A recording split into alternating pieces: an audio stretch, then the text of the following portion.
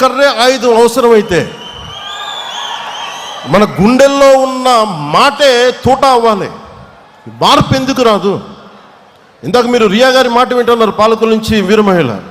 అర్ధరాత్రి 12 గంటలకి ఒక ఇంతమంది మగవాళ్ళు మధ్యలో ఆ పార్టీ మగవాళ్ళందరూ కూర్చోబెట్టి నేను చంపేస్తామంటే ఒంటరి మహిళల కూర్చొని 3 గంటల సేపు పోరాటం చేసిందంటే ఎంత సత్తా ఉండాలి, ఎంత ధైర్యం ఉండాలి, ఎలాంటి ధైర్యం నింపుకున్నారు.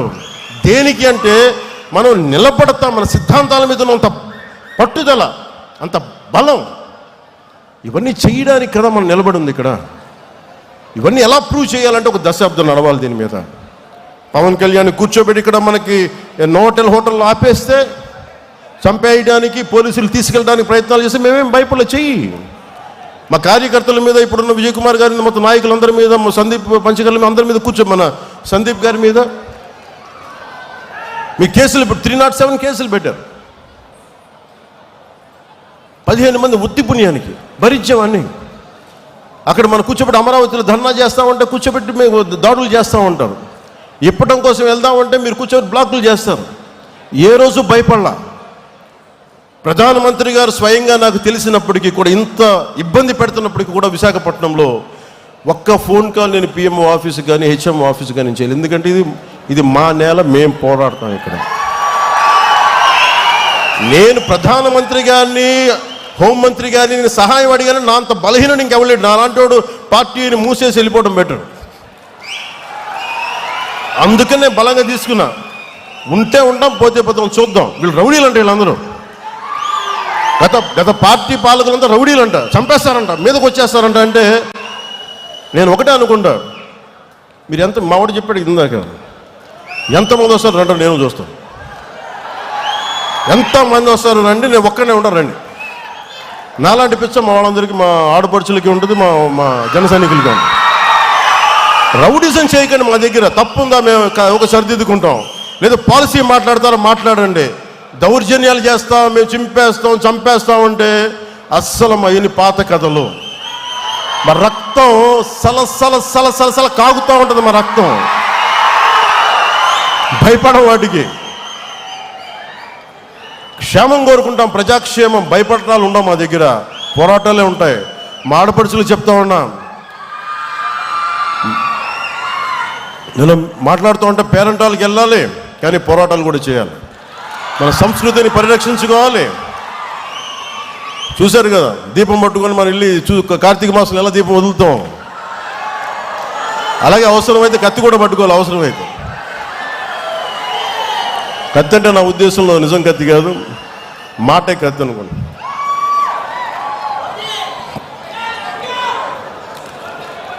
అలాగే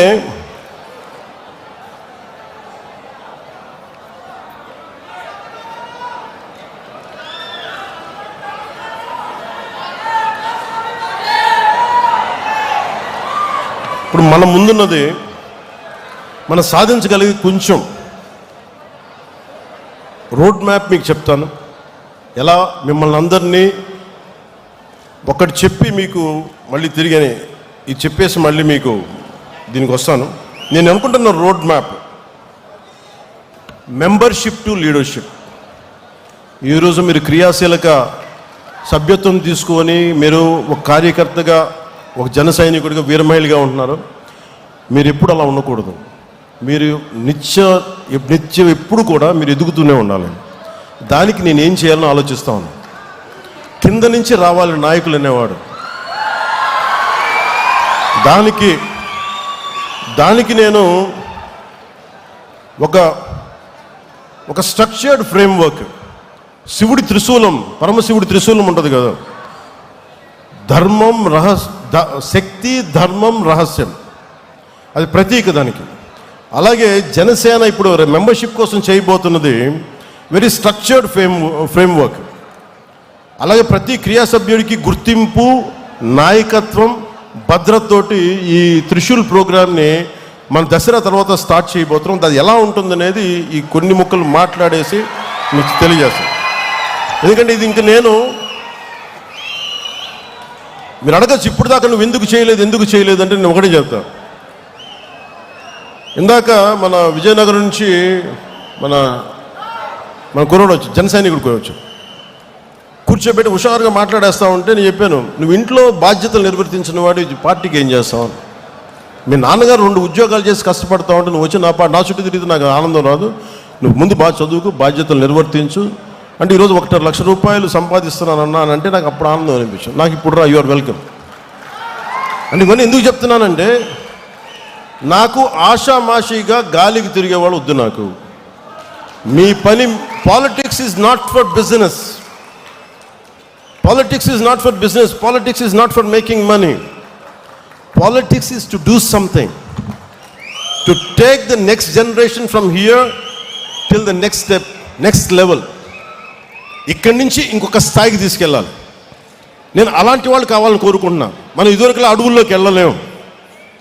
కూర్చోబెట్టి కులం రంగు మతం రంగు కూర్చొని పోరాటాలు చేయాలి. ఎంతకాలం చేస్తాం? కుల పోరాటాలు ఎంతకాలం చేస్తాం? మత పోరాటాలు ఎంతకాలం చేస్తాం? ప్రాంతీయ పోరాటాలు ఎంతకాలం చేస్తాం? కూడుగుడ్డ కావద్దా? ఉద్యోగాలు కావద్దా? ఉద్యోగ భద్రత కావద్దా? నాకు స్కిల్ డెవలప్మెంట్ కావద్దా? మరి దీనికోసం ఎవరు మాట్లాడతారు? మన కులపోడుకు మన కులపడి చేస్తారు. జరుగుద్ది అక్కడెక్కడన్నా? అలా ఎప్పటికీ జరగదు. మాట్లాడితే కూర్చోబెట్టిన కొంతమంది మాట్లాడుతూ ఉంటే నువ్వు కులం గురించి మాట్లాడదాం. అవునా, నేను కులంలో పుట్టాను, ఏం చేయను దానికన్నా? నేను కులం కోసమే ప్రయాణిస్తే కుల నాయకునే అయ్యేవాడిని కదా. నేను కులం కోసం ఒక్కదానికి రాలేదు. నేను సంపూర్ణ మానవాళి కోసం వచ్చాను. జాషువా విశ్వనరుడు అన్న కాన్సెప్ట్ని గుండెల్లో పెట్టుకొని వచ్చాను నేను.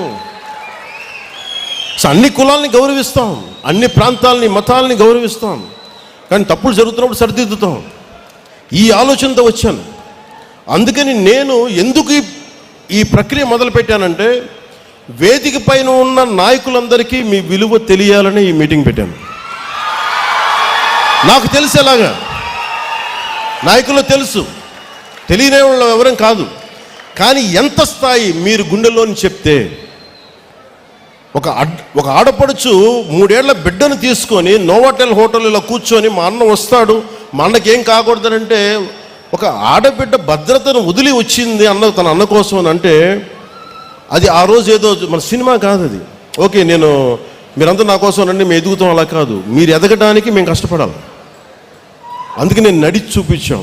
మన నాయకులకి ఇది అర్థమైతే, మనం ఎంత కష్టపడి మీరందరూ మమ్మల్ని గెలిపించారో మా వాళ్ళందరికీ అర్థమైతే, జనసేన ఒక రోజున, ఇది నా గట్ ఫీలింగ్, నిన్న కూడా చెప్పాను. ఇప్పుడు తమిళనాడు నుంచి వచ్చి మొన్న చాలామంది, ఒక 40,000 మంది 50,000 మంది జాయిన్ అవుతామని చెప్పారు. తమిళనాడు జనాభా 6 కోట్లు 7 కోట్లు ఉంటే నేను చెప్పాను, అలాగే మహారాష్ట్ర నుంచి, లాతూర్ నుంచి, షోలాపూర్ నుంచి వచ్చి జాయిన్ అవుతాను. తెలంగాణలో మనకి ఎలాగ ఉన్నాడు, ఒరిస్సా నుంచి, బరంపురం నుంచి వచ్చి మాట్లాడుతూ నేనేం చెప్పానంటే, నేను పుట్టిన ఆంధ్రప్రదేశ్లోనే నేనేం కోరుకోను, నేను పెరిగిన తెలంగాణలో నేనేం కోరుకోను, బాగుండాలని కోరుకుంటాను. కానీ నిలబడాలంటే మీరు పోరాటం చేయాలి. ఈరోజు చూడడానికి మీరు అందరూ చిన్నపిల్లలాగే ఉన్నారు, ఒక 20 ఏళ్ళు 22 ఏళ్ళు 25 ఏళ్ళు. కానీ మీరు 20 ఏళ్ల తర్వాత మీరు దృష్టి ఉంది అంటే, ఈరోజు 2000 మేము పుష్కర కాలం పట్టింది నాకు, దాదాపు అంటే 12 సంవత్సరాలు పట్టింది, 10 సంవత్సరాల పైన. దశాబ్దం తర్వాత మనం కూర్చొని నేను ఒక ఇంతమంది ఎమ్మెల్యేలతో వచ్చాం, సర్టన్ అలయన్స్ గవర్నమెంట్ తోటి. అలాంటిది భవిష్యత్తులో మీ కర్ణాటకలో కావచ్చు, తమిళనాడులో కావచ్చు, లేదంటే ఒరిస్సాలో కావచ్చు, మహారాష్ట్రలో కావచ్చు, మీరు తెలంగాణలో కావచ్చు, మీరు వెళ్ళాలి అంటే మీరు పోరాటం మీరు చేయాలి. నేను దానికి కావాల్సిన సైద్ధాంతిక బలం ఇవ్వగలను, అవసరమైతే నా వనరుల్ని కొంత ఇవ్వగలను మీకు. కానీ మీరు నిలబడాలి. ఇప్పుడు చూశారు కదా, రియా అనే ఒక ఆడపడుచు ఎలా నిలబడిందో, మొత్తం ఒక్క ఆడపడుచు, ఇంతమంది గుండాలు వచ్చి మీద పడితే ఒక్కటే ఫైట్ చేసి తర్వాత మన నాయకులందరూ వెళ్ళి నిలబడితే అది వేరే. కానీ 3 గంటలు ఒక్కతే నిలబడింది. మీరు అలాంటి మానసిక స్థిరత్వం, స్థైర్యం మీకు ఉంటే, ఇది ఒక రోజున ఖచ్చితంగా ఇది Janasena will become a national party. కాకపోతే అంత తేలిక కాదు, అంత తేలిక కాదు. ఎందుకంటే నేను ఒక్కడే అనుకుంటే సరిపోదు. అది సహజంగా క్రమంగా జరగాలి. సో అది మీరు హాస్యాస్పదంగా ఉంటుంది చూసేవాళ్ళకి, ఇలా అయిపోద్ది అనుకుంటారు. మనం నిలబడితేనే అవుద్ది, కష్టపడితేనే అవుద్ది. కానీ దాని వెనక పదవి అధికారం అనే కంటే కూడా మన దేశం, మన మూలాలు పరిరక్షించుకోవాలి. ఈ మైండ్ సెట్ ఉంటే మటు ఖచ్చితంగా వీ కెన్ గో అహెడ్.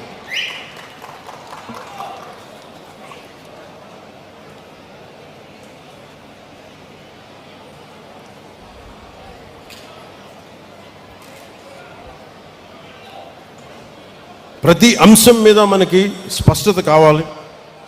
ప్రతి అంశం మీద మనకు ఒక స్పష్టత ఉండాలి. నేను వీటిని దృష్టిలో పెట్టుకొని త్రిశూల్ అనే ఇందాక చెప్పినట్టు ఒక ప్రోగ్రాం పెట్టాం. ఈ త్రిశూల్ ప్రోగ్రాం ఏంటంటే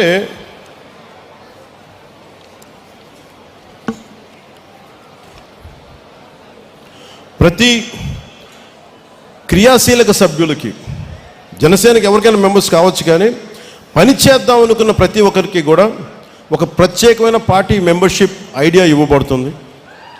ప్రతి క్రియా సభ్యురాలికి డైరెక్ట్గా సెంట్రల్ లీడర్షిప్ తోటి, పార్టీ ఆఫీసర్స్ తోటి అనుసంధానం అయ్యే పనిచేసే విధంగా ఒక వ్యవస్థ ఏర్పాటు చేస్తాం.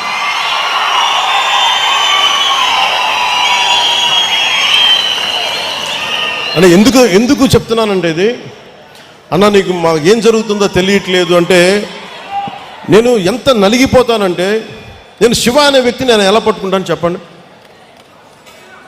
ఒక 18 ఏళ్ల శివ అనే ఒక చెంచుల కుర్రవాడు శ్రీశైలంలో ఉండే ఒక చెంచుల గ్రామం నుంచి, ఆ చెంచుల పెంట నుంచి వచ్చిన ఒక యువకుడు ఒక పూర్తి వర్షంలో తడిచిపోతూ హైదరాబాద్ ప్రశాసన నగర్ జనసేన ఆఫీసులో వెళ్తూ ఉంటే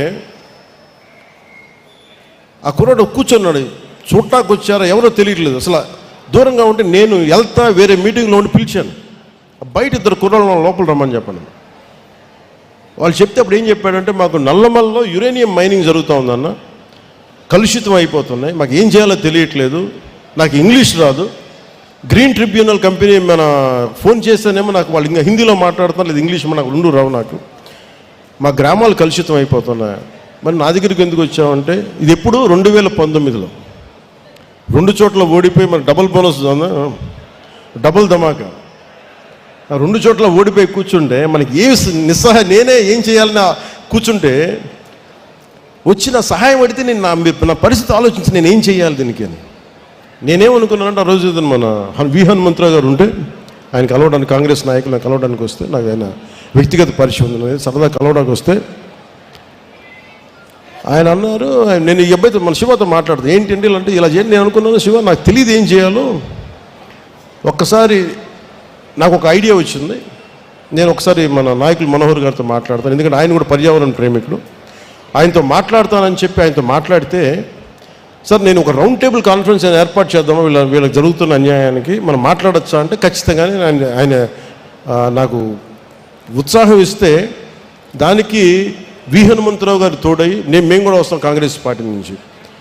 ఆ రోజున కమ్యూనిస్ట్ పార్టీలు వచ్చినాయి, చాలామంది పర్యావరణవేత్తలు వచ్చారు. తర్వాత మన ఇప్పుడున్న ముఖ్యమంత్రి, తెలంగాణ ముఖ్యమంత్రి, గౌరవ ముఖ్యమంత్రి రేవంత్ రెడ్డి గారు కూడా ఆ మీటింగ్లో ఉన్నారు. అందరం వచ్చి కూర్చొని మాట్లాడుతుంటే, అదే రోజున అప్పటి గౌరవ శ్రీ కేసీఆర్ గారు ముఖ్యమంత్రి ఆ టైంకి, మేము ఇలా జరుగుతుందని తెలిసి ఆయన వెంటనే అసెంబ్లీలోనే ఆ గ్రామాల్లో యురేనియం తవ్వకాలు ఆపించేశారు, ప్రభుత్వం డిక్లరేషన్. ఇది నేను ఎందుకు చెప్తున్నానో, ఇది అంటే ఒక యువకుడు తన గ్రామం నుంచి బయలుదేరి 1000 రూపాయలు అప్పు తీసుకొని పక్కన ఫ్రెండు ఆకలికి సరిపోక బస్సుకే 200-300 అయిపోయి మళ్ళీ వెళ్ళడానికి ఇద్దరు వెళ్ళాలంటే ఇంకా కరెక్ట్గా 200 ఉందేమో. మీకు తెలుసు, వచ్చి నడవాలి, ఆటోల్లో రాలేరు, బస్సులు రాలేవు నేనున్న ప్రాంతానికి. అంటే తన గ్రామం బాగుండాలని ఒక యువకుడు వస్తే మాట్లాడలేడు. నీ భావం ఏంటి చెప్పంటే, కష్టం తప్ప పెద్ద పొడి ముక్కలతో మాట్లాడేవాడు ఈరోజు కూర్చొని అనర్గళంగా మాట్లాడుతుంటే నాకు ఆనందంగా, నేను జనసేన క్రియేట్ చేసిన అలాంటి. మరి మన తెలంగాణలో మనకేం లేవే, అంటే పోరాటం చేసే తత్వం ఉంది అక్కడ. అలాగే ఆంధ్రాలో పోరాటం పట్టిమ లేదు అని అందరూ అంటాం. నేను